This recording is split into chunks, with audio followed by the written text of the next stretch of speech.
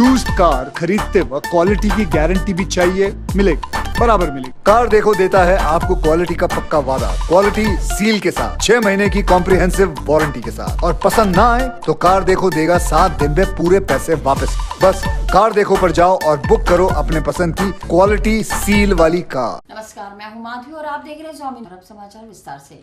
देर रात पर्वतपुरा से Tata power house में अचानक आग लगने से हड़कंप मच गया। पावर हाउस में रखे लाखों रुपए के केबल जलकर राख हो गए। फायर ब्रिगेड ने मौके पर पहुंचकर बड़ी मशक्कत के बाद आग पर काबू पाया। पर्वतपुरा स्थित टाटा पावर के पावर हाउस में आज अल सुबह भीषण आग लग गई। वहीं पड़ी केबल भी जलकर राख हो गई। जानकारी के मुताबिक सुबह करीब 3:30 बजे पावर हाउस में आग लगी, जो देखते ही देखते भीषण हो गई। उसे बुझाना कर्मचारियों के बस में नहीं था। आदर्श नगर थाना पुलिस ने तुरंत मौके पर पहुंचकर दमकल की गाड़ी मंगवाई। फायर ब्रिगेड की टीम ने भारी मशक्कत के बाद आग पर काबू पाया।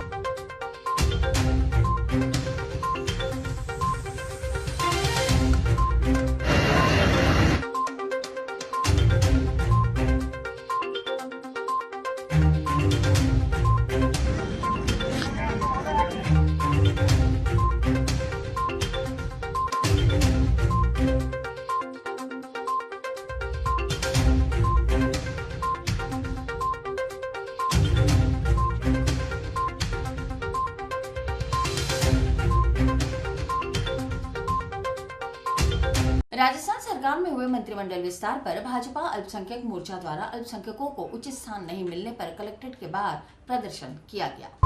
राजस्थान सरकार में हुए मंत्रिमंडल विस्तार पर भाजपा अल्पसंख्यक मोर्चा अजमेर शहर द्वारा राजस्थान की कांग्रेस सरकार की अल्पसंख्यक विरोधी नीतियों के विरोध में विशाल धरना प्रदर्शन कर कलेक्टर को ज्ञापन सौंपा गया। इस संदर्भ में बीपी सारस्वत ने कहा कि कांग्रेस अल्पसंख्यकों के विरोध में कार्य कर रही है। साथ ही डॉक्टर प्रियसी लाड़ा ने कहा कि कांग्रेस को जब वोट चाहिए होते हैं तब अल्पसंख्यक की सहायता ली जाती है और बाद में जब उन्हें आगे बढ़ाने का समय आता है तब पीछे हट जाती है। मोर्चे के द्वारा जो सांकेतिक धरना और प्रदर्शन किया जा रहा है, जैसे 20 साल पहले कांग्रेस के लोग ये समझते थे कि एससी और एसटी उनका वोट बैंक है, वो गलतफहमी तो उनके पिछले कुछ सालों में निकल गई। और जिस प्रकार से ये कांग्रेस की सरकार अल्पसंख्यकों के विरोध में काम कर रही है, उनके हितों के प्रति कुठाराघात कर रही है, मुझे लगता है कि आने वाले वर्षों में ये अल्पसंख्यक समुदाय में ये बात बैठती जा रही है कि कांग्रेस केवल उनका शोषण करती है, दोहन करती है और जब प्रतिनिधित्व की बात आती है तो उनको पीछे धकेल देती है। और मैं ये दावे के साथ कह रहा हूँ कि आने वाला समय अल्पसंख्यक लोगों का, भाइयों का भारतीय जनता पार्टी होगी और भारतीय जनता पार्टी में वो अपने आप को बहुत सुरक्षित महसूस करेंगे। चाहे वो अटल जी की सरकार थी, चाहे नरेंद्र भाई मोदी की सरकार अभी चल रही है। और मैं तो इस अवसर पर वसुंधरा जी की सरकार को याद करता हूँ कि उन्होंने भी जिस प्रकार से जितना संभव हो सका अपने समुदाय के प्रति ध्यान रखा। हम ये दावे के साथ कह सकते हैं कि कांग्रेस या तो होश में आए और जिनका वोट वो प्राप्त करती है उनके बारे में कुछ सोचे, नहीं तो आने वाला समय कांग्रेस का जो बिस्तर गोल होने वाला है वो सबसे पहले अल्पसंख्यक समुदाय करेगा। सरकार है, आज आपने देखा होगा कि पिछले वोट लेने के टाइम पे तो कांग्रेस आगे हो जाती है अल्पसंख्यक के, हमें वोट लेना है, हम अल्पसंख्यक के साथी है। लेकिन जब काम करने की बात आती है, उन्हें कोई सहयोग देने की बात आती है, उन्हें कोई लाभ देने की बात आती है, तब कांग्रेस बिल्कुल पीछे हट जाती है। अभी जैसे सादिक भाई ने बताया, चाहे अपने जो मजिस्ट्रेटों की नियुक्ति हुई उसमें है, मंत्रिमंडल का जो कहीं विस्तार हुआ उसमें है, और भी अन्य कई ऐसी योजनाएं हैं, ऐसे लाभ देने के अवसर रहते हैं जहाँ पर बिल्कुल भी इग्नोर करा जाता है हमारे मुस्लिम भाई के अल्पसंख्यक समुदाय को। तो ये हमारे प्रदेश की तरफ से आज एक सांकेतिक धरना और प्रदर्शन के रूप में हम यहाँ उपस्थित हुए हैं और गहलोत सरकार को एक जगाने के क्रम में ये पहला धरना प्रदर्शन है। आगे भी हम धरना प्रदर्शन करते रहेंगे। अगर गहलोत सरकार नहीं जागी और अल्पसंख्यक समुदाय को इसी तरह इग्नोर करा तो हम आगे और भी धरना प्रदर्शन आयोजित करेंगे। आगे पिछले 3 साल से हमारे सूबे के मुख्यमंत्री बार बार एक बात कह रहे हैं कि मैं राजस्थान का माइनॉरिटी का सबसे बड़ा हिमायती हूँ, सबसे बड़ा खैर खा हूँ, माइनॉरिटी मुझे 95% वोट देती है। तो मैं आपके ज़रिए हमारे सीएम साहब से पूछना चाहता हूँ कि आप बताइए पिछले 3 साल में आपने माइनॉरिटी के बच्चों का स्कॉलरशिप क्यों बंद किया? क्यों आपने माइनॉरिटी के बच्चों के हायर एजुकेशन लोन बंद किए? आप ये बताइए कि आरपीएससी का गठन जो आपने किया अशोक गहलोत जी, उसमें माइनॉरिटी को रिप्रेजेंटेशन क्यों नहीं दिया? अदर सर्विसेज से आईएएस बनाए जाते हैं। पिछले 3 साल में सरकार ने एक भी आदमी उनको ऐसा नहीं मिला माइनॉरिटी का जिसको वो अदर सर्विसेज से आईएएस बना सकते थे। ऐसे बहुत सारे मुद्दे हैं। 12 डबल एजी की इन्होंने नियुक्ति करी, 12 डबल एजी में से कहीं इन्होंने माइनॉरिटी को रिप्रेजेंटेशन नहीं दिया। और तो और कल जो इन्होंने मंत्रिमंडल का गठन किया है, ये खुद कहते हैं कि मैं माइनॉरिटी मुझे 95% वोट देती है, तो माइनॉरिटी का रिप्रेजेंटेशन आपके मंत्रिमंडल में सिर्फ 2% है। ये डूब के मर जाने वाली बात है आपके लिए सीएम साहब। और मैं भाजपा अल्पसंख्यक मोर्चा प्रदेश की तरफ से ये ऐलान करता हूँ कि आने वाले वक्त में पूरे प्रदेश भर में हमारा ये आंदोलन अशोक गहलोत जी और उनके मंत्रिमंडल के खिलाफ जारी रहेगा। और इसी तरीके से भाजपा अल्पसंख्यक मोर्चा राजस्थान हमारे और कई जिलों में जिला मुख्यालयों पर ऐसे विरोध प्रदर्शन के और बड़े कई कार्यक्रम करता है। बैग से नकदी, मोबाइल और लैपटॉप चोरी की वारदात को अंजाम देने वाले 3 शातिरों को सिविल लाइन थाना पुलिस ने गिरफ्तार कर लिया। पुलिस ने आरोपियों के कब्जे से 50,000 की रकम भी बरामद कर ली। मोबाइल, लैपटॉप, बैग और बैग से नकदी चोरी की वारदात को अंजाम देने वाले 3 चोरों को सिविल लाइन थाना पुलिस ने गिरफ्तार कर लिया। इस संदर्भ में सीओ नॉर्थ प्रियंका रघुवंशी ने जानकारी देते हुए बताया कि 2 आरोपी अलवर जिले के और 1 आरोपी उत्तर प्रदेश का रहने वाला है और यह लोग मौका पाकर शादी समारोह या बस स्टैंड के आसपास वारदात को अंजाम देते थे। पुलिस ने तत्परता दिखाते हुए तीनों आरोपियों को गिरफ्तार कर लिया। जी, कुछ टाइम से अगर आपने देखा हो तो ये वाली चीज़ आई थी कि यात्रियों के बैग से मोबाइल, नकदी जो है वो चोरी हो रही है। बस स्टैंड या शादी आसपास के जो एरियाज़ हैं उनमें ये लगातार होते जा रही है। उसी संदर्भ में एक मुकदमा दर्ज हुआ था सिविल लाइंस में 347/201, जिसके अंदर जो बैग है उससे कैश जो है वो 50,000 का कैश जो है वो निकाला गया था। उसके ऊपर टीम ने अच्छा काम करते हुए पर्टिकुलरली आपके Ram Naresh constable civil line से और संजय अभय कमांड सेंटर से अंडर दी दिनेश जी और आपके सीआई साहब, ठीक है, और जैसा कि एसपी सर ने निर्देशित किया और डायरेक्शंस दिए, उसके बेसिस के ऊपर हमने गैंग के 3 सदस्यों को गिरफ्तार किया, जिससे ये पूरा का पूरा माल जो है वो बरामद कर लिया गया है। साथ में वो स्विफ्ट गाड़ी जिसको वो काम में लेते थे उसको भी जब्त कर लिया गया है। तीनों के नाम हैं मोनू, सुरेश और राकेश। ये तीनों जो हैं वो अलवर ज़िले के और 2 अलवर के और 1 उत्तर प्रदेश का रहने वाला है। मोनू और सुरेश अलवर के और राकेश जो है वो उत्तर प्रदेश। जनरली जैसे ही ध्यान निकलता था ये वॉच रखते थे पास में जाकर, धक्का देकर, उस तरीके से कट लगाकर, जहाँ ध्यान नहीं है जो चीज़ इजीली निकल सकती है उसको निकाल के भाग जाते। अभी मंगवाया जा रहा है, अलवर से मांगा गया है। 2 तो कृष्ण सिविल लाइंस के अंदर हम लोगों को पता चली है, इसको इंक्लूड करके कुछ शायद कृष्णगंज और बाकी एरिया के अंदर भी फ्लॉन्ट कर रहे हैं। मुखिया के जैसे तीनों के तीनों गैंग के इक्वल सदस्य के जैसे कोई गाड़ी ड्राइव कर रहा है, कोई वॉच कर रहा है, तीसरा जो है वो धक्का यूज।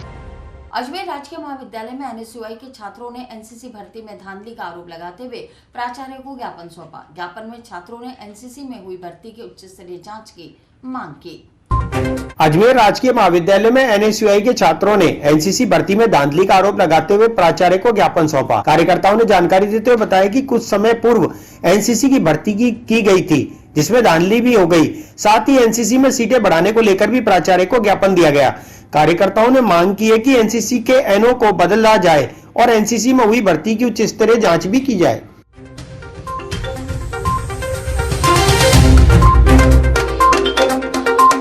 एनसीसी आर्मी यूनिट है हमारी, उसकी 28 तारीख को भर्ती का संपन्न हुआ था, उसकी नई लिस्ट आई थी।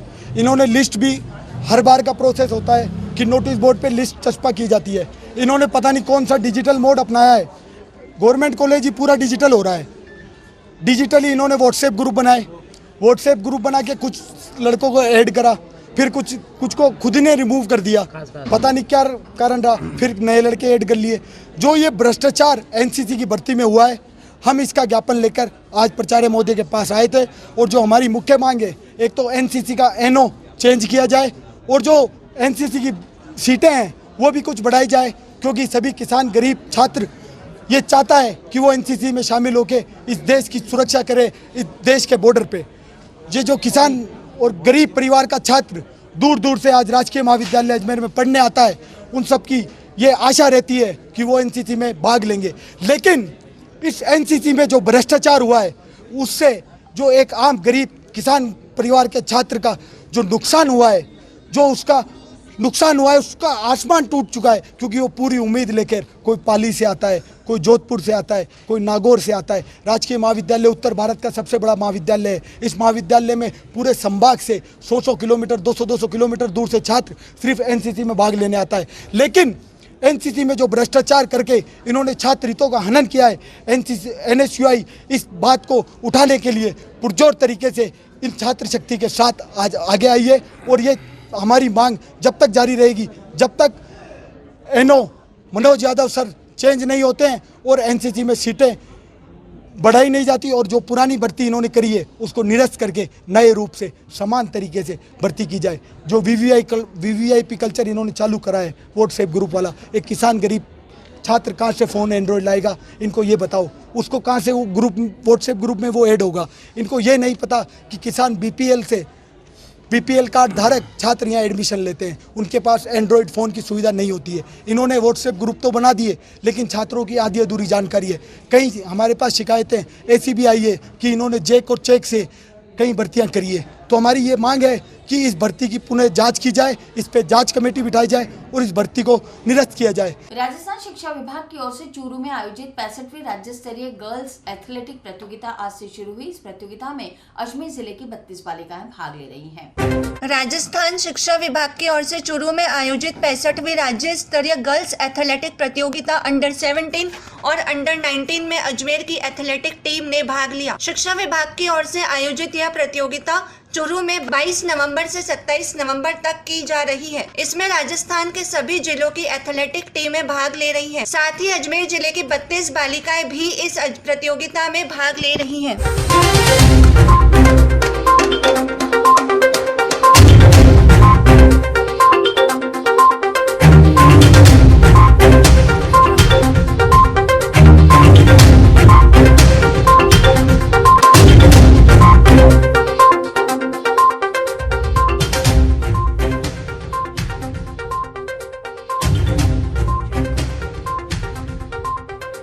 राज्य सरकार की ओर से प्रशासन गांवों के संग शिविर के तहत गनाहेड़ा गांव में उपखंड अधिकारी सुखराम पिंडेल के सदारत में 70 ग्राम वासियों को पट्टे वितरित किए गए। इस अवसर पर 22 विभागों के अधिकारी और कर्मचारी मौजूद रहे।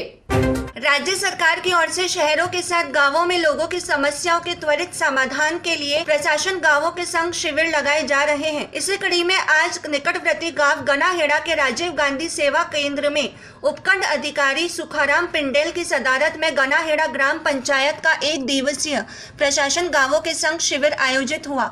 उपखंड अधिकारी सुखाराम पिंडेल ने बताया कि शिविर में सभी 22 विभागों के अधिकारी और कार्मिक मौजूद रहे। राजस्व सहित ग्रामीणों की सभी समस्याओं का मौके पर ही समाधान किया गया। ग्राम सेवक सत्यनारायण कच्छावा ने बताया शिविर में 70 ग्रामीणों को पट्टे दिए गए।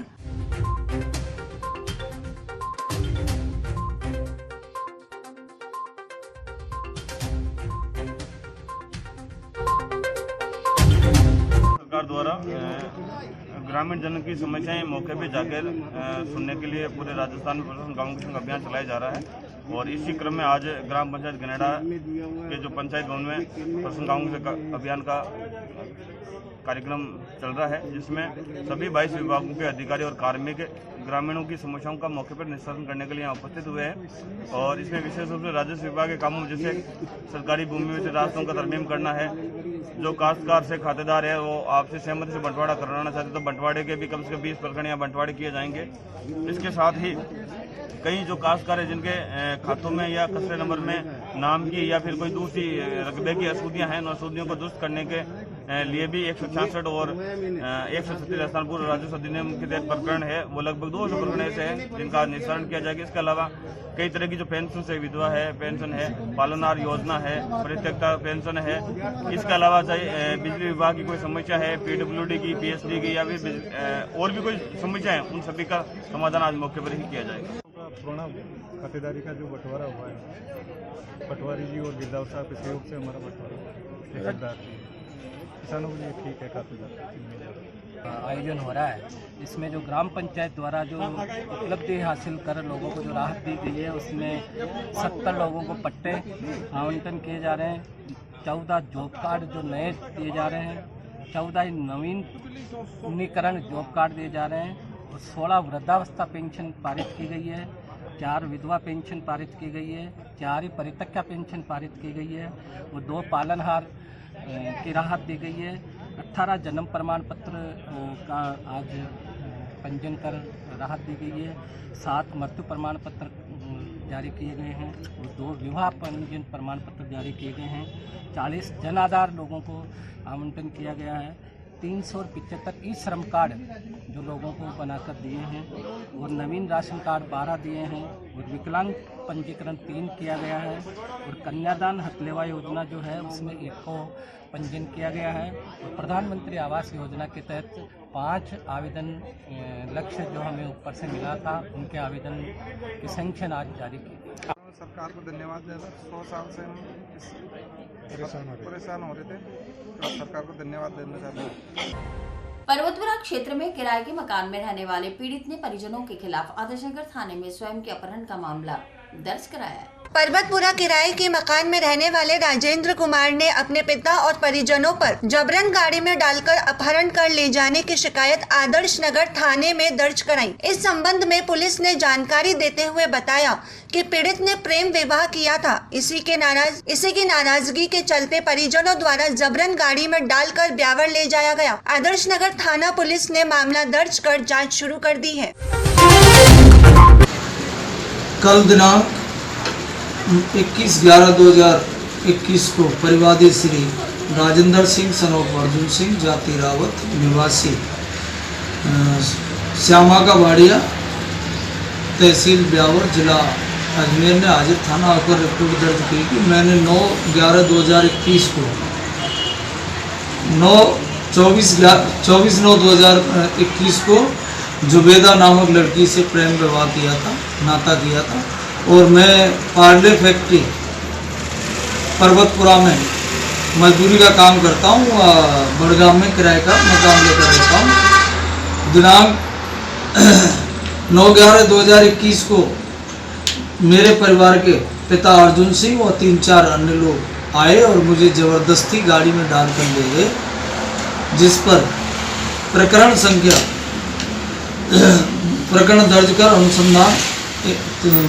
दर्ज कर धारा 365 IPC में अनुसंधान भगवान सिंह SI द्वारा किया जा रहा अनुसंधान जारी।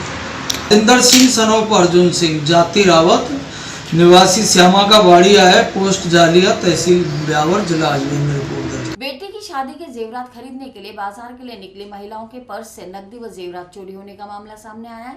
पीड़ित महिला ने रामगंज थाने में मामला दर्ज कराया है। पीड़ित महिला ने चोरी हुए सामान की कीमत करीब 50,000 रुपए बताई। बेटी की शादी के जेवरात खरीदने के लिए बाजार निकली महिलाओं के पर्स से नकदी व जेवरात चोरी होने का मामला सामने आया। रामगंज निवासी रुखसाना ने जानकारी देते हुए बताया कि वह और उसकी बहन घर से बाजार में खरीदारी के लिए निकली थी। बेटी की शादी के लिए गहने खरीदने थे। करीब 23,000 रुपए नगद और 400 ग्राम चांदी की पायल पर्स में लेकर रवाना हुई। HMT प्याऊ के पास टेम्पू में बैठी।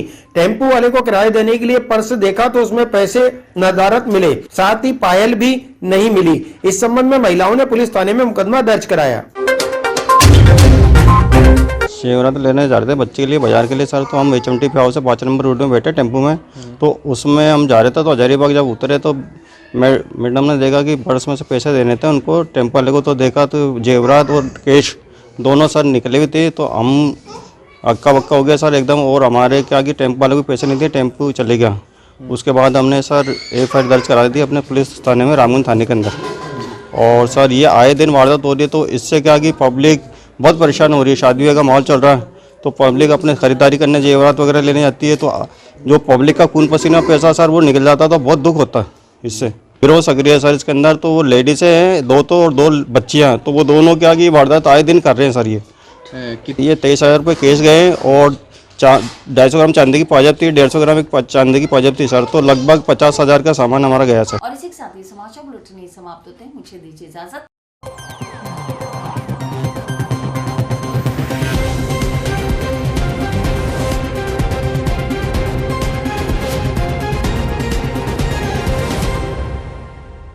यूज्ड कार खरीदते वक्त क्वालिटी की गारंटी भी चाहिए, मिलेगी। बराबर मिलेगी। कार देखो देता है आपको क्वालिटी का पक्का वादा, क्वालिटी सील के साथ, 6 महीने की कॉम्प्रिहेंसिव वारंटी के साथ। और पसंद ना आए तो कार देखो देगा 7 दिन में पूरे पैसे वापस। बस कार देखो पर जाओ और बुक करो अपने पसंद की क्वालिटी सील वाली कार।